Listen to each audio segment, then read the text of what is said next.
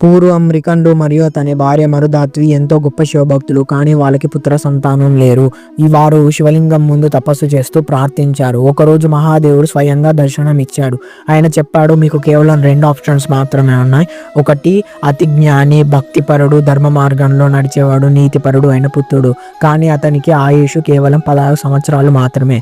లేకపోతే చాలా కాలం బ్రతికేవాడు, కానీ ధర్మబద్ధంగా ఉండడు, నీతి ఉండదు, ఎంతో అధర్మ మార్గంలో నడుస్తాడు. అప్పుడు మ్రికండు దంపతులు భక్తి మరియు జ్ఞానం కలిగిన పుత్రుణ్ణి ఎంచుకున్నారు. అలా మార్కండేయుడు జన్మించాడు.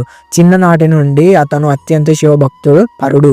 కాలాలు గడవగా మార్కండేయ 16 సంవత్సరాల వయసుకి చేరగానే తల్లిదండ్రులు బాధతో ఉన్న యమధర్మరాజు అతన్ని ప్రాణాలు తీసుకోవడానికి వచ్చాడు.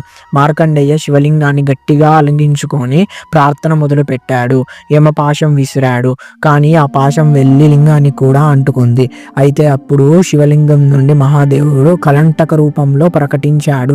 త్రిశూలంతో యముని చంపేశాడు. పృథ్వీ అంతా కంపించింది. దేవతలు భయపడి శివుని దగ్గరికి ప్రార్థించారు. ప్రభు, యమ లేకపోతే జగత్తు సమస్తూలంగా ఉండదు, నాస్తం అవుతుంది అని చెప్పి. అప్పుడు శివుడు యమని పునర్జీవించాడు, అంటే బ్రతికించాడు. అప్పుడు చెప్పాడు శివుడు, సత్యభక్తులపై నీ పాశం ఎప్పుడూ పడకూడదు అని. మీకు ఈ కథ ముందే తెలుసా? తెలిస్తే కామెంట్లో చెప్పండి. హరే కృష్ణ.